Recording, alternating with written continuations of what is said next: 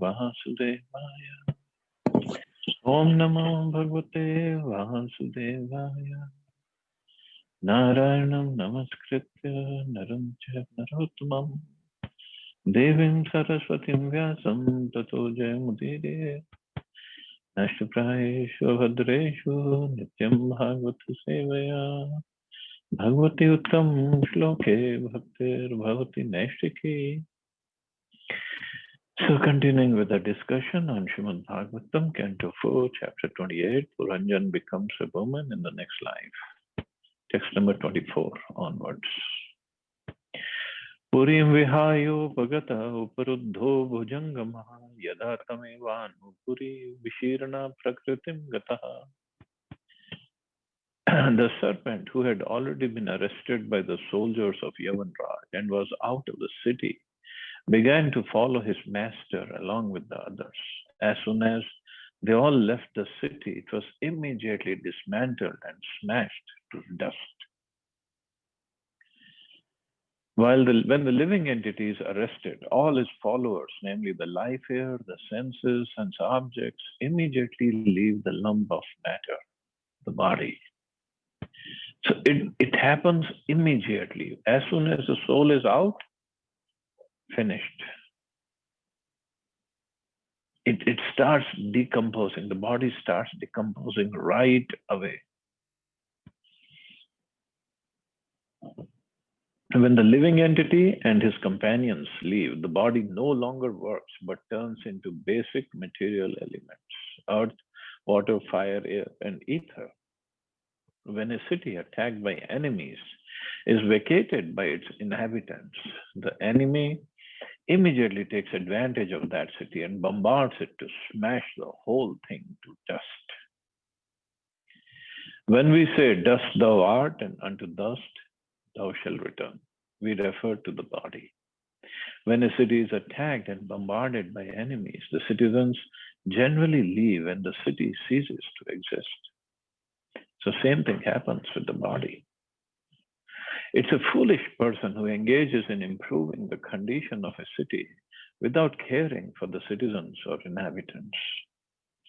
Similarly, a living entity who is not properly enlightened in spiritual knowledge simply takes care of the external body, not knowing that the spirit soul is a principal factor within the body. When one is advanced in spiritual knowledge, the spirit soul is saved from eternal transmigration. The Bhagavatam considers those who are attached to their bodies to be like cows and asses. Saeva Gokara. The cow is a very innocent animal, and the ass is a beast of burden. One who labors under the bodily conception simply works like an ass and does not know his self-interest. It is therefore said, a human being who identifies this body made of three elements with his self, who considers the byproducts of the body to be his kinsman, who considers the land of birth worshipable, and who goes to a place of pilgrimage simply to take a bath rather than meet men of transcendental knowledge, there is to be considered like an ass or cow. So Bhagavatam is very strong, very, very strong verses are given. So a human being who identifies this body made of three elements with his self, who considers the byproducts of the body to be his kinsmen, who considers the land of birth worshipable. We all talk about Bharat Mata Ki Jai and Vande Mataram and this or that, Ma Bharati or this or that, what Bhagavatam says. And who goes to a place of pilgrimage simply to take a bath rather than meet men of transcendental knowledge there, is to be considered like an ass or a cow. Means it is no better than an animal. And Prabhupada, a cow is a very innocent animal and ass is a beast of burden. So we are somewhere there.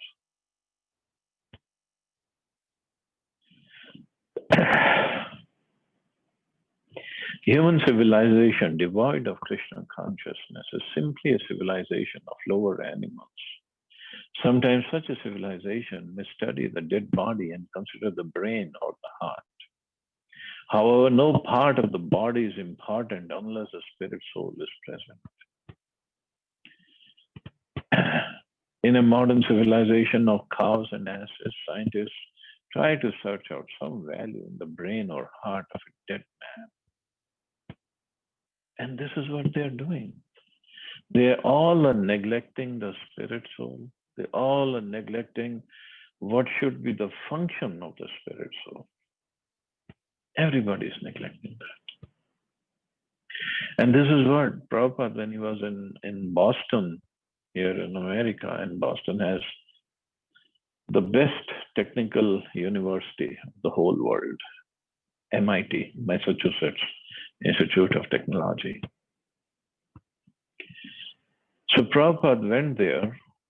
He was invited for a lecture, and he asked over there, in this prestigious institution of yours, is there any department, is there any study that tells what happens after death? And all the professors says no. And Prabhupada said, that's the most important thing, and we are missing that. We are missing that knowledge, we are missing that research, we are missing that information.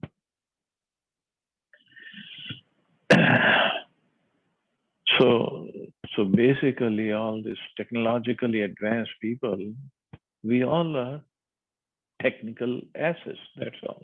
Working hard. First, to study, to go through college, to get work job, and then a job working hard. To do what? To only care for the body. And the Puranjan story says, Rajvar and the Jara and the Bhaya, it's going to come at the time of death and take the soul away. And that's it. And the body will be left there to decompose.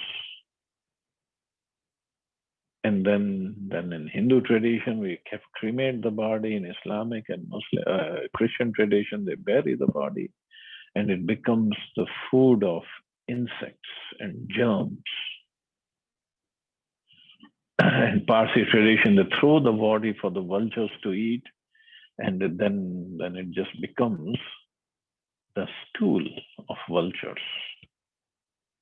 No matter how much money we spent on decorating the body to keep the body healthy, to some men making muscles and the ladies putting so much of mascara and the makeup, ultimately, it either becomes ashes or becomes the food of the insects and the worms, or becomes a stool of vultures.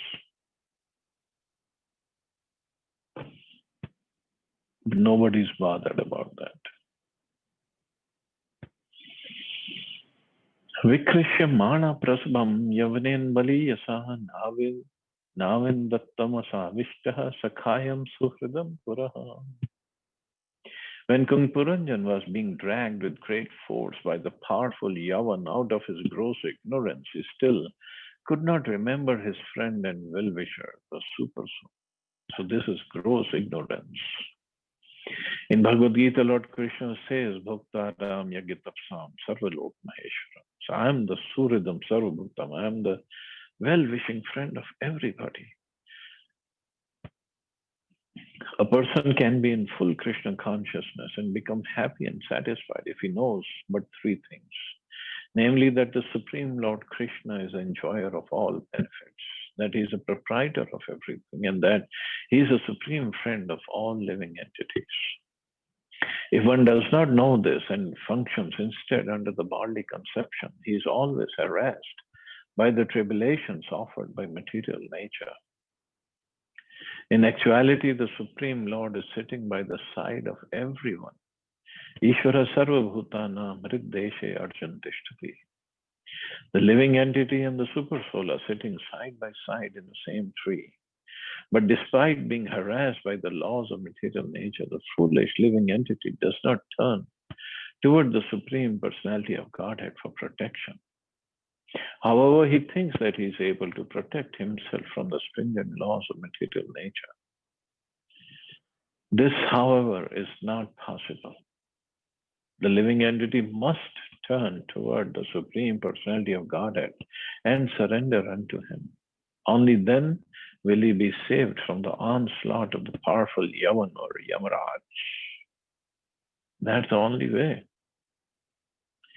The word Sakayam, friend, is very significant in this verse because God is eternally present beside the living entity. Means in any or every species and any life and any form that we take, super soul is sitting right next to the soul. But we are so ungrateful or so much in ignorance that we don't even bother to notice him. The Supreme Lord is always a well-wisher, just like a father or mother. Despite all the offenses of his son, the father and mother are always the son's well-wisher. Similarly, despite all our offenses and defiance of the desires of the Supreme Personality of Godhead, the Lord will give us immediate relief from all the hardships offered by the material nature if we simply surrender unto Him, as confirmed in Bhagavad Gita. Mame vi prapadyante maya netam taranti. Unfortunately, due to our bad association and great attachment for sense gratification, we do not remember our best friend, the Supreme Personality of Godhead. So that is our bad association, great attachment for sense gratification is completely ignorance. We don't remember. Tam yagya pashvo anena sangyapta ye adayaluna utharash chichitu kruddha smaranto amivamasya tat. The most unkind king, Puranjan, had killed many animals in various sacrifices. Now, taking advantage of this opportunity, all these animals began to pierce him with their horns. It was as though he was being cut to pieces by axes. Wow. He had killed many animals in various sacrifices. If you remember, he went for hunting in the forest and his wife became very angry. So this was the situation. Those who are very enthusiastic about killing animals in the name of religion or for food must await similar punishment after death. The word mansa, meat, indicates that those animals whom we kill will be given an opportunity to kill us. Although in actuality, no living entity is killed. The pains of being pierced by the horns of animals will be experienced after death. Not knowing this, so the question is, the soul is the one, the Yamdutas take away. So who gets the punishment? So actually the soul is given a Deha Sharira. I'm sorry, not Deha, Yatna Sharira, Yatna Deha. So he gets another gross body, which is just for punishment.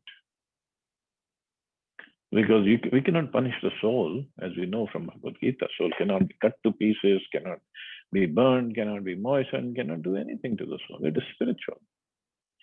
But when it gets the Yatna Deha, punishment body, and then because the soul is still in the material condition of life, the mentality of the consciousness is still material. So it thinks that I am this body, I am this Yatna Deha, and when the animals are piercing him, he's crying and the blood comes out, and the Yamdutas also beat him up on taking all the way to Yamloka. Then he suffers.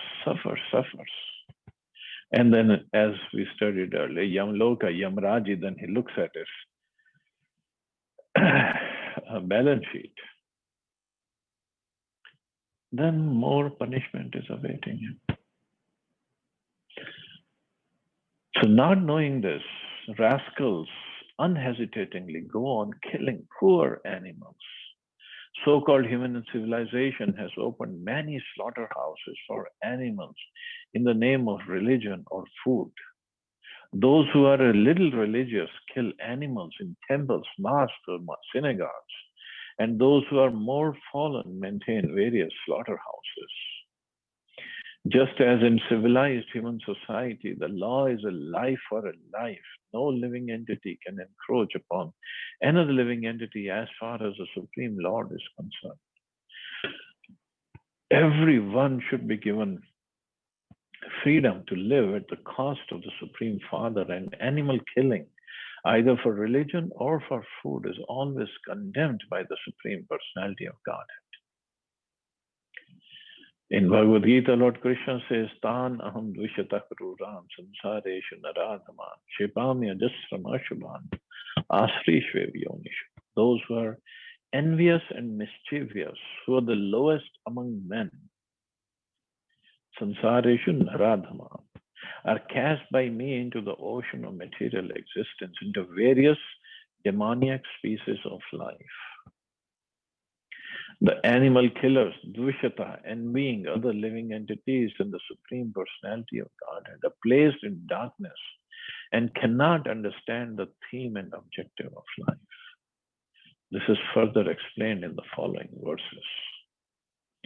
So death itself was very painful for Puranjan, and now after death, for all the sinful activities he had committed, more punishment, more pain is awaiting him.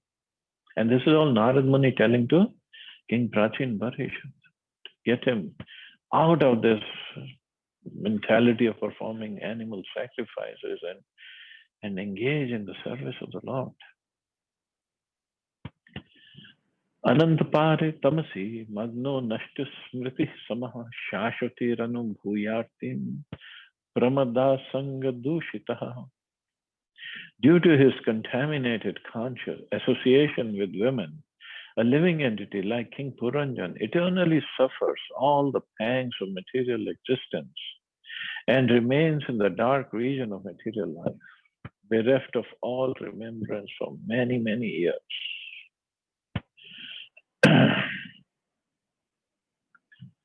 This is a description of material existence. Material existence is experienced when one becomes attached to a woman and forgets his real identity as the eternal servant of Krishna. Nashta smriti. In this way, in one body after another, the living entity perpetually suffers the threefold miseries of material existence. To save human civilization from the darkness of ignorance, this movement was started. Now, Prabhupada is coming to the ISKCON, what ISKCON is supposed to do. The main purpose of the Krishna consciousness movement is to enlighten the forgetful living entity and remind him of his original Krishna consciousness. In this way, the living entity can be saved from the catastrophe of ignorance as well as bodily transmigration. As Srila Bhaktivinoda Thakur has sung, Anadi karma phale padi bhavarana vajale tarivare na deki upai evishya hala hale diva nishi hiya jale mana kabu sukha nahi pai. Because of my past fruitive activities, I have now fallen into an ocean of missiles. I cannot find any means to get out of this great ocean, which is indeed like an ocean of poison. We are trying to be happy through sense enjoyment, but actually that so-called enjoyment is like food that is too hot and causes burning in the heart. I feel a burning sensation constantly, day and night, and thus my mind cannot find satisfaction. And this is what Bhaktivinoda Thakur is singing. Who's a Nitya Parikar of Krishna.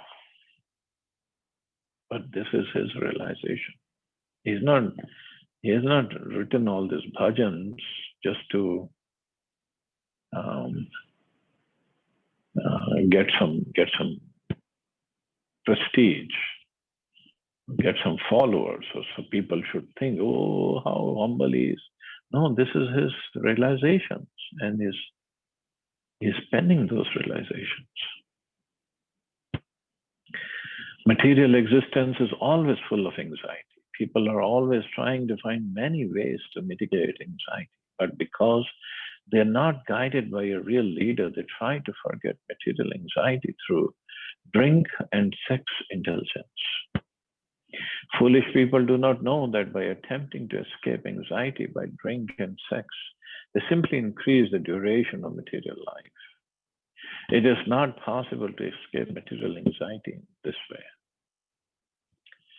The word pramada sangha dushita indicates that apart from all other contamination, if one simply remains attached to a woman, that single contamination will be sufficient to prolong one's miserable material existence. Well, for a man to become attached to a woman and for a woman to become attached to a man, it just prolongs our miserable material existence.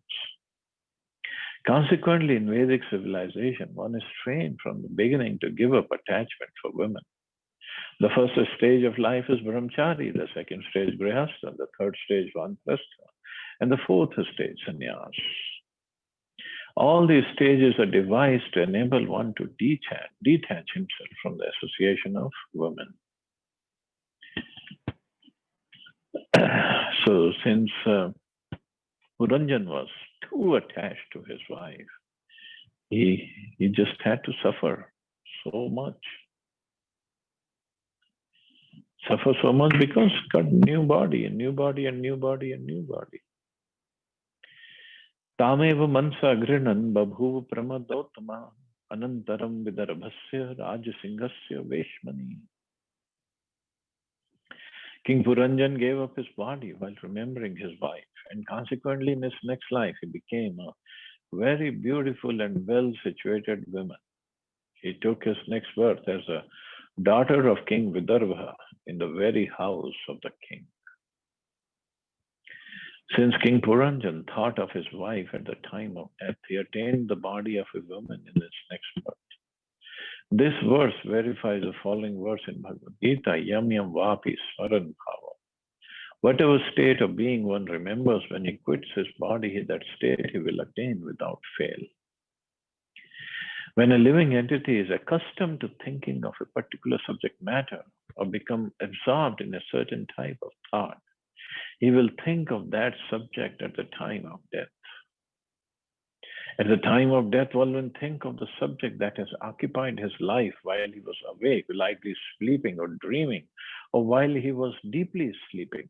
In 24 hours, whatever our mind is occupied in, that is what we'll think of at the time of death. After falling from the association of the Supreme Lord, this living entity thus transmigrates from one bodily form to another according to nature's course, unless he finally attains a human form. If he is absorbed in material thoughts and ignorant of spiritual life, and if he does not take shelter under the lotus feet of the Supreme Personality of Godhead, Govinda, who solves all questions of birth and death, he will become a woman in his next life, especially if he thinks of his wife. So this is what too much attachment does to somebody. Even Bharat Maharaj, he was at the stage of Bhav Bhakti, but he fell down from that stage. They were thinking of this deer at the time of death. And he had to take the body of a deer. Next slide. As stated in Srimad Bhagavatam, Karmana Devanetrena, a living entity acts piously and impiously, and sometimes in both ways. All actions are taken into account, and the living entity is offered a new body by his superiors. Although King Puranjan was overly attached to his wife, he nonetheless performed many pious fruitive activities. Consequently, although he took the form of a woman, he was given a chance to be the daughter of a powerful king.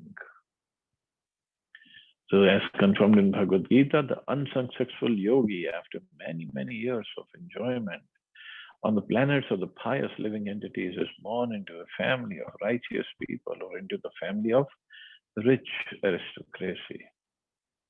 So, he had done plenty of pious activities as well, but he was attached to the body of his wife. So, he took the form of a daughter of King Vidarbha, king of Vidarbha. If a person falls from the path of bhakti yoga, God realization, due to attachment to fruitive activity, philosophical speculation, or mystic yoga, he is given a chance to take birth in a high and rich family. So many times we also have desire that, okay, I wish I was rich, I was born in a high family, or I was born intelligent, or very beautiful, very charming.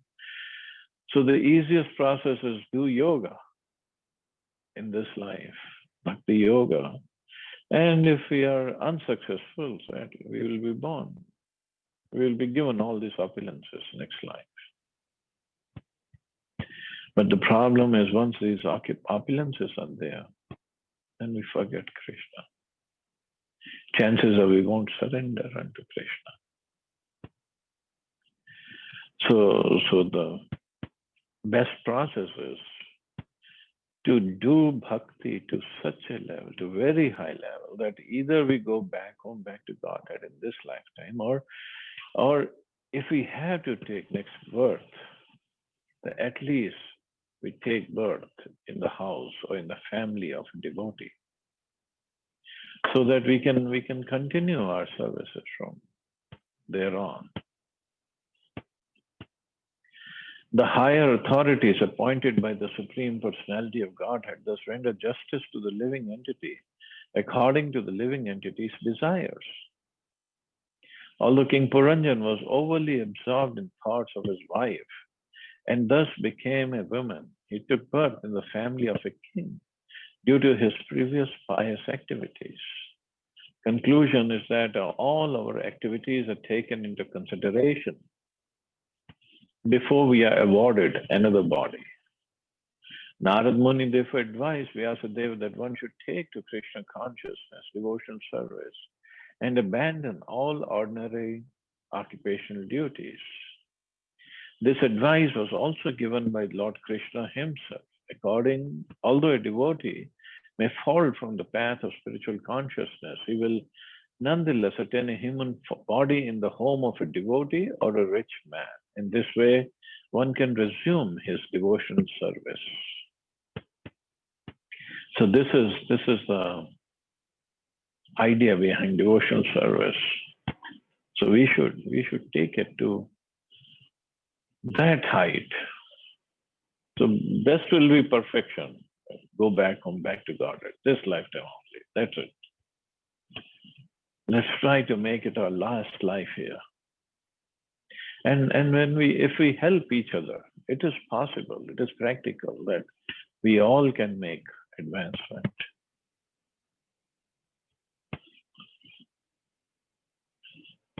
Just like this is a time for Katyayani Vrat is going on after Kartik Purnima. The gopis, not the gopis actually, the gopikas, the little gopis who could not enter into Ras Leela for whatever reason, even the gopikas, they were in Vrindavan, and they somehow, for whatever reason, they could not enter.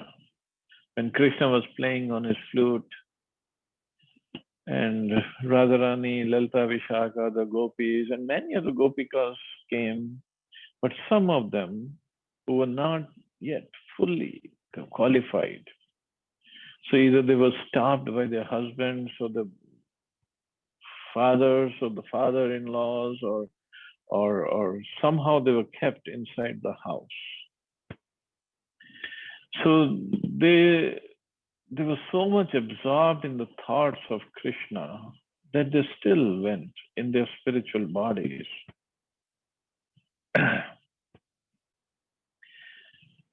But But then they understood that they have to do more tapasya, more vrata.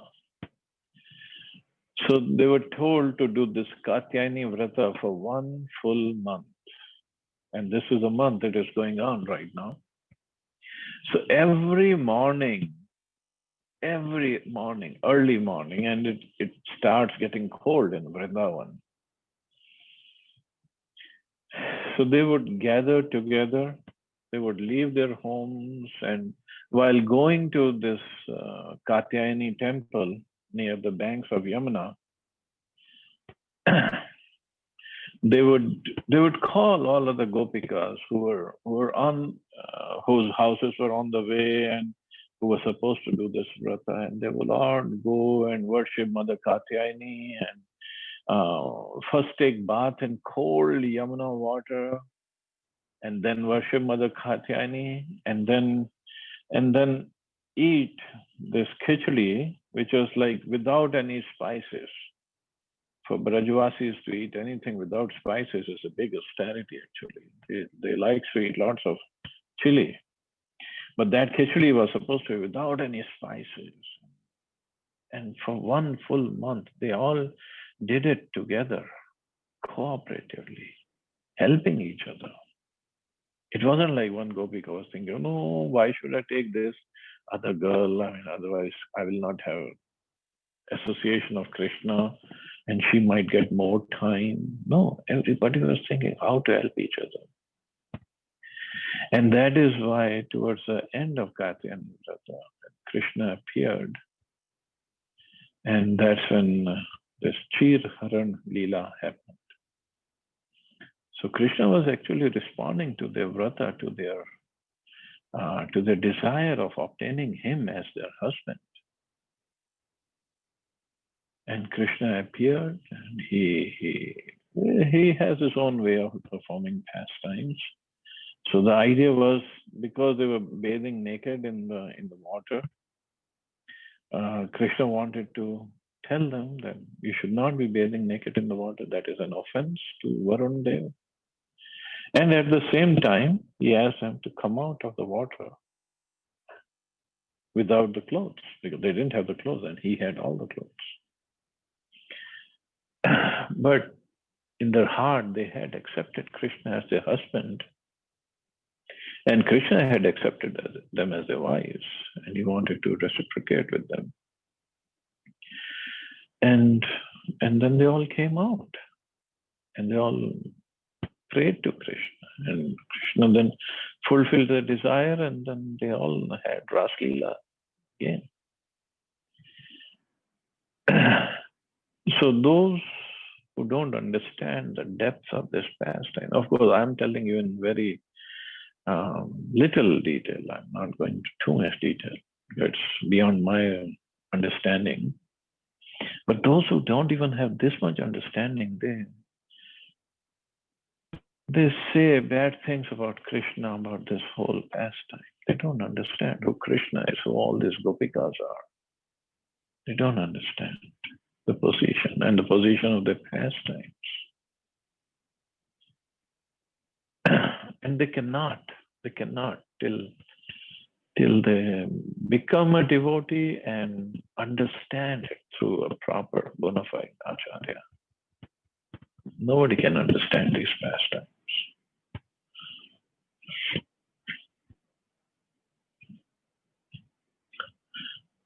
But the point was that all these gopikas, because they helped each other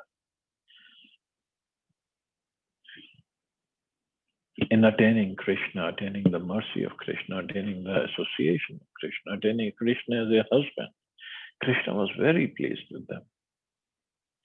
So this cooperation is very much required, very, very much required.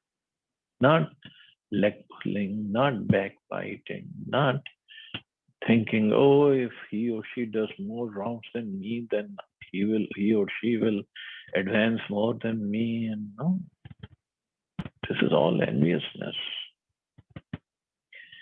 We should be encouraging everybody.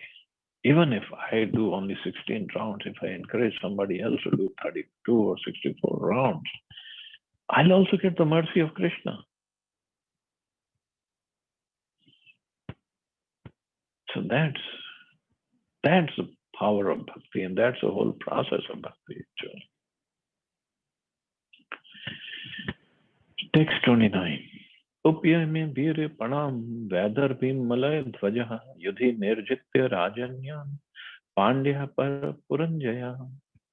It was fixed that Vedarbhi, daughter of King Vidarbha, was to be married to a very powerful man, Maladhvaj, an inhabitant of the Pandu country.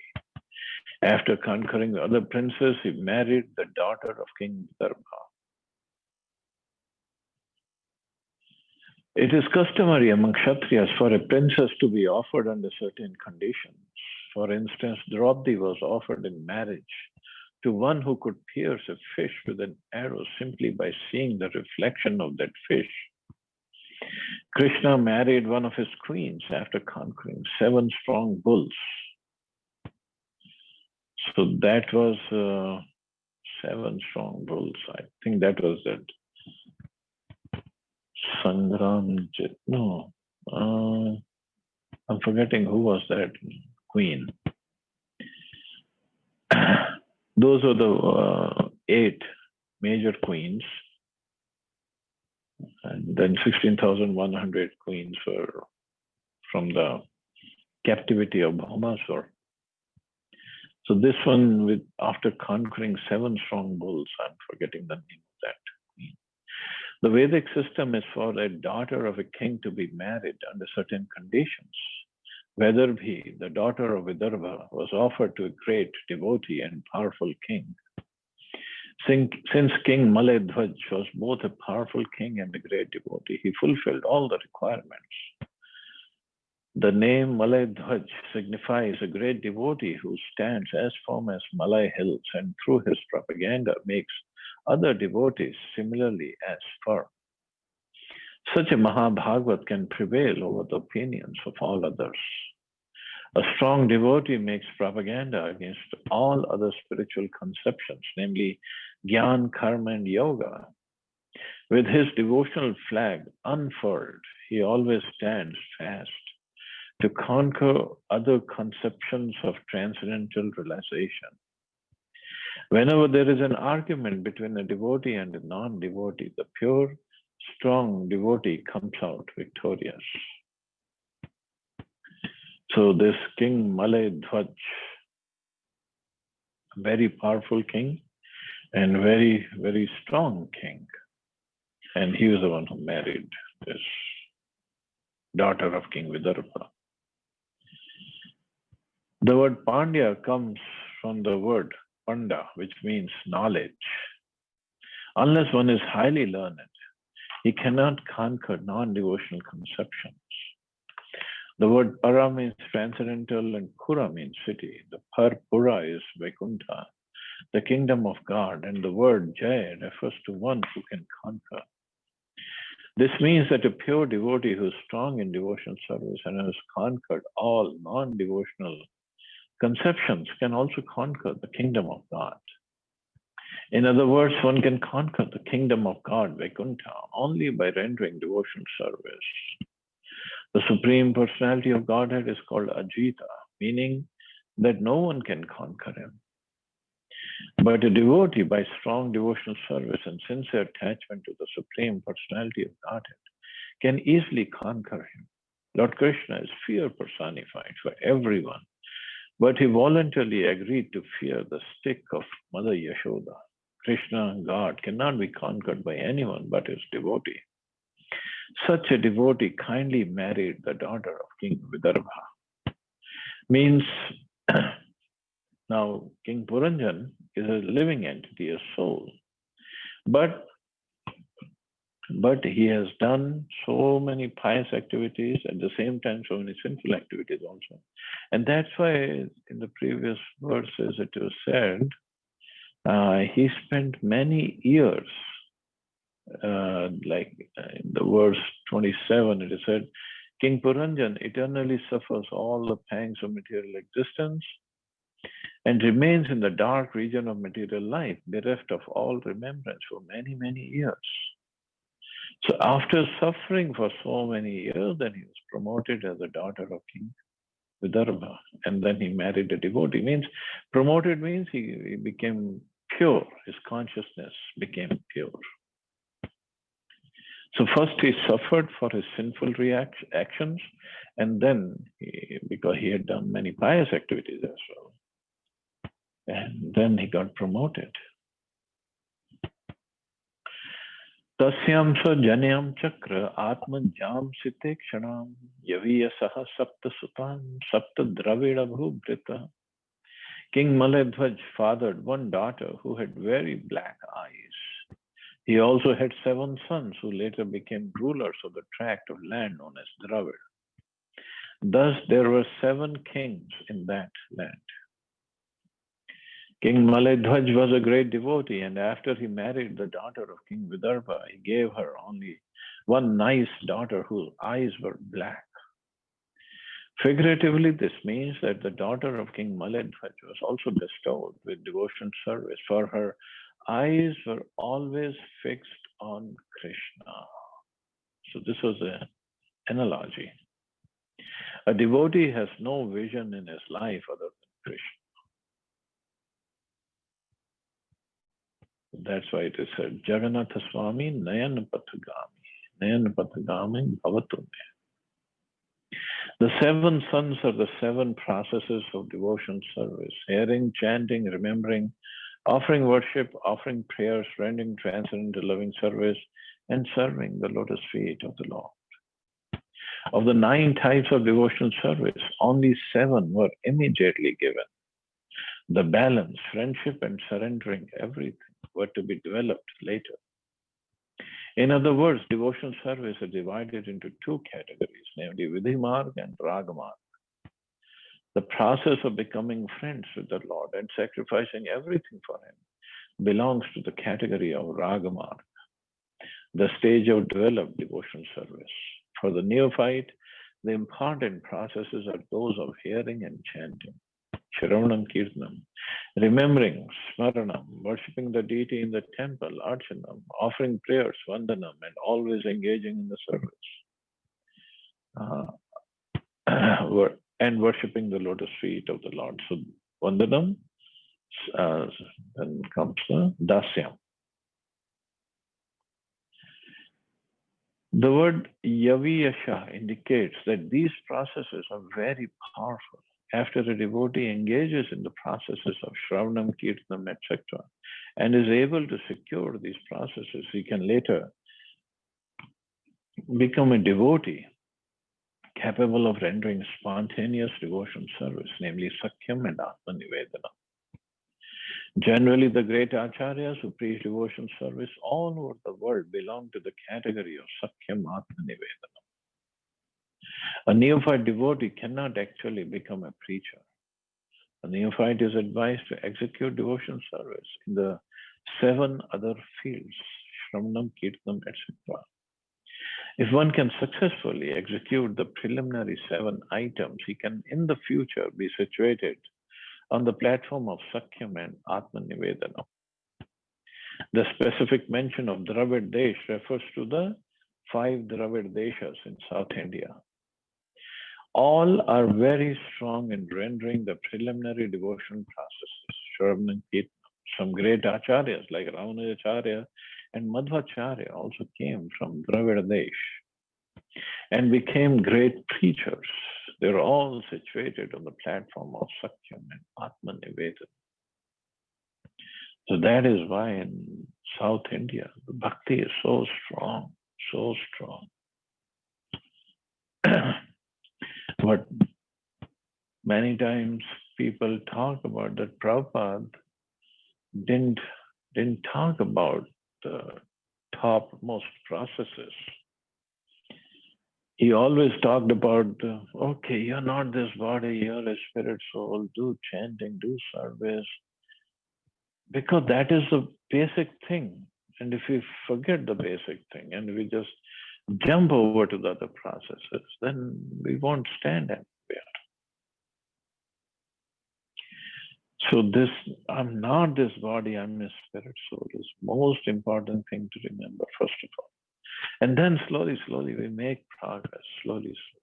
So here Prabhupada gives Vidhi Marg and Rag Marg means devotional service following the rules and regulations, which is Vidhi Marg, following the rules. And Rag Marg, following the rules doesn't go away, following the rules, but out of love. Earlier, it's following the rules out of duty or out of fear or thinking of some material benefits. But Rag Marg means no such considerations, only out of love for Krishna and spontaneous love for Krishna. Of course, more details are given in Nectar of Devotion. Whenever we get to that, we can discuss that. But that is our aspiration, to come to the level of Rag Marg. Because in Nectar of Devotion, it's also mentioned, if one only does his bhakti based on Vidhi Marg, just following the rules and regulations, and if he attains perfection in that, then he goes to Vaikuntha Loka. But if one does it Rag Marg, in the spontaneous love, with some feeling, some attachment, some emotions towards Krishna, and not some show-off emotions, the real emotions from the bottom of one's heart in Rag Marg, then he goes to, when he leaves the body, he goes to Golok Vrindavan, to Krishna Lok. So our aspiration is to follow that. Okay, so I guess we can stop here. Any questions or comments?